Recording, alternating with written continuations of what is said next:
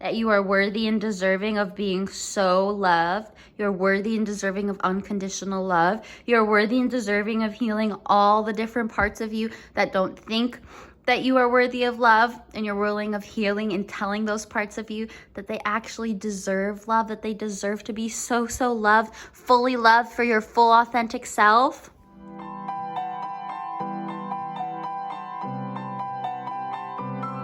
What's up? My name is Nat, and I am your mindset coach here in helping you shift your internal world so that you are showing up that much more powerfully in your external world. Today, we're going to be diving into week 4 of the How I Let Love In series, how I went from single for 7 years to finding my soulmate. Week 4, we're diving into arguably the most important aspect of this whole series. For me, it was the most healing aspect of really allowing my dream partner in. And so I'm really excited for you guys to get this last week in and to hopefully also sign up for the next Safe to Be Loved Masterclass, where I'm going to dive into different love mindset teachings and how you can really be open to receiving love in romantic form, but also just receiving more love in your life in all forms and in all relationships. Of course, Charlie has brought his toy to squeak throughout this whole teaching. He does this for most of my calls, to be honest. He likes to be involved. He likes to be a part of things, so he will be squeaking in the background and making sure that his presence is known. So that's what's happening over here with my little chart. But really quick review of what we talked about the past 3 weeks, and I'll go ahead and I will be sure to tag them in this video for you guys. But the first week we talked about how can I really drop the dating rules that aren't serving me and lean into the ones that are the most expansive and aligned for me. Then week 2, we dived into what are some of the things that we've picked up from Disney, some different perceptions about love that aren't the most supportive, and how can we shift into new ones. And then last week we talked about releasing the pressure off of finding the one. When we release the pressure off of finding the one and take a more abundance mindset approach to dating, that's when we really get to see there's so many different options of people. There's so many different options in dating. They get better and better. And then the one that we ultimately choose is the one that we choose, not just the one that has been assigned to us. So hopefully those resonate with you. And if you haven't watched them yet, strongly recommend watching those. But let's go ahead and let's dive into week 4. Charlie has brought his little croissant toy. This is his favorite toy. Oh, he's ready for me to throw it. Oh, I wish I could turn the camera for you guys to see really quick. Here we go, Char. 3, 2, 1, go get it. Oh, he gets so excited. Okay, here, let's dive into week 4. And if Charlie comes back, I will show him on the camera for you guys. Okay, so week 4, the final, most impactful teaching was in order for me to really allow love in, I actually had to heal the parts of me that I said were healed, but weren't actually healed.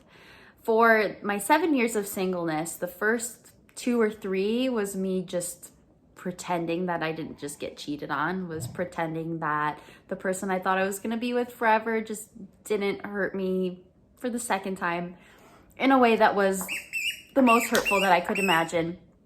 And instead, I was like, single, don't need anyone, didn't even date. And I thought that that was a great first step in my healing, but really I was just bottling up different things that I was working on, or different things that I was refusing to work on.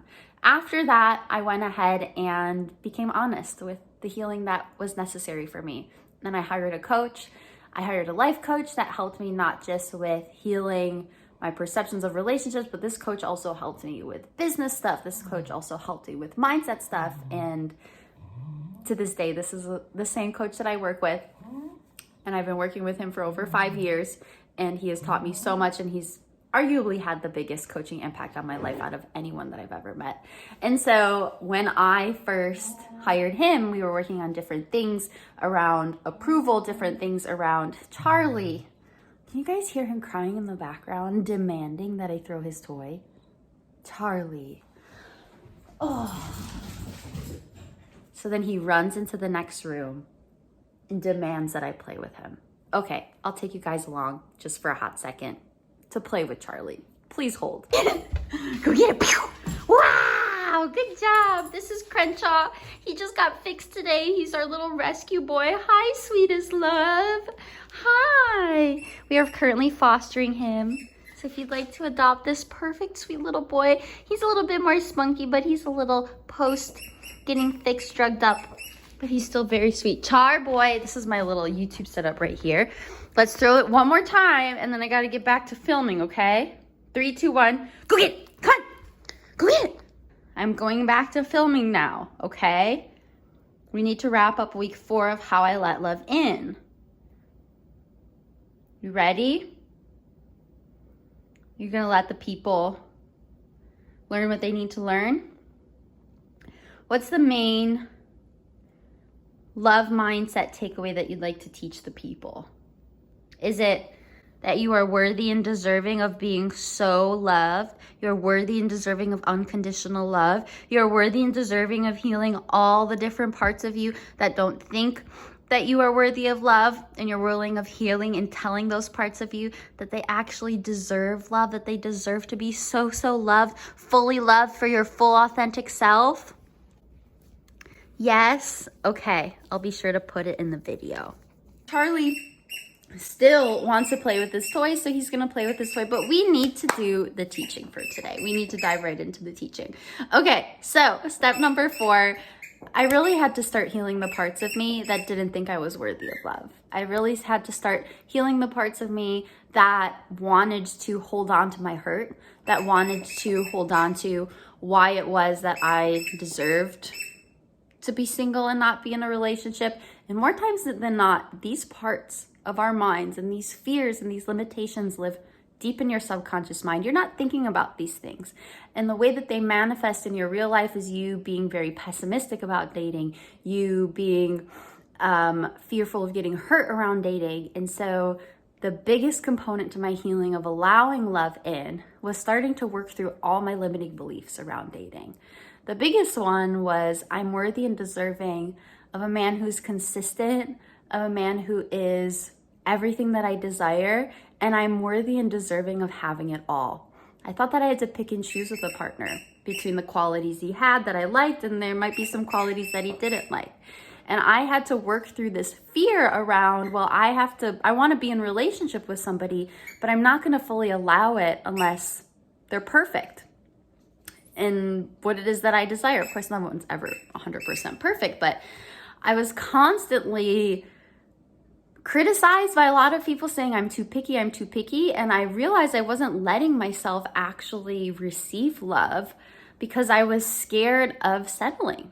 I wasn't going to allow myself to receive love if I believed that I couldn't have everything that I wanted, that I had to pick and choose, or that I had to eventually hold my fingers crossed to being hurt one day.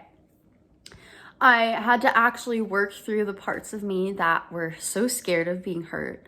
And I embarked on a journey of healing my subconscious mind and healing my inner child and reteaching the part of me that was hurt, part of my brain that was still holding on to that hurt, teaching her that she's safe to be loved, teaching her that it is so safe to allow someone into your life, teaching her that you are so worthy and deserving of the love that you want, teaching her that she can have high standards and that she can be picky because her desires are a map for what it is that's meant for her.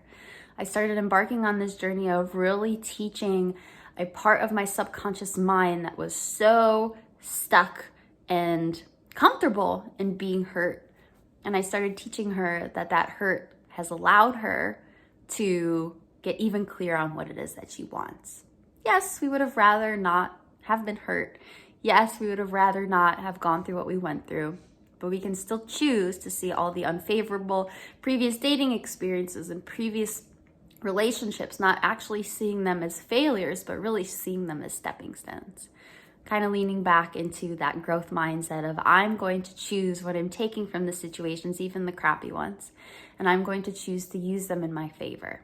So the most recent 4 years before I met my current partner was full of just really deep, honest healing really deep, honest healing around what it is that I believed I was worthy and deserving of, and what I was also self-sabotaging. I was self-sabotaging a lot of dates. I was self-sabotaging the whole process of finding my partner because I was scared that on the other side of that would be more hurt. But that's not what's meant for me. That's not what God wants for me. That's not what the universe had set aside for me. So I had to heal those parts of me that were hell-bent on believing that and knowing that. And the way that I started healing that is, number one, being aware of, okay, what part of me is actually scared of having that relationship? Answer that question, journal on that a little bit. Let me know what you come up with. Part number two was, what do I think I have to sacrifice alongside the relationship? So a lot of us are resisting finding a partner because we think that what's on the other side of finding a partner is sacrificing a part of ourselves, sacrificing a part of who we are, sacrificing a part of our freedom. I love my freedom. I love my single life. And there's a part of me that thought that, man, say goodbye to my alone time if I meet the love of my life, which is so not true. But I had to work through that. I had to identify that. It was subconscious. It was subconsciously blocking me because I never asked myself that question. So that's number two. And then number three, what do I need to really lean into when it comes to knowing what's meant for me? And how can I remind myself of what's meant for me every single time my hurt or my traumatized self wants to tell me otherwise? So that's number three. And that's going to be your homework, those 3 steps. Identify what part of you is resistant to being in a relationship, what part of you has forgotten what it is that's meant for you, and let me know how that goes and let me know how that feels. Because on the other side of that awareness is an opportunity for you to reinforce a new story around love, a new story around what's meant for you, and a new story that eventually leads to you finding someone who's aligned for you in a current season. It might be forever, it might be a short season, it might be with someone that then leads to another someone, or it might be an identifying of multiple someones, which is also such a great experience. So let me know how it goes. As always, please don't hesitate to reach out.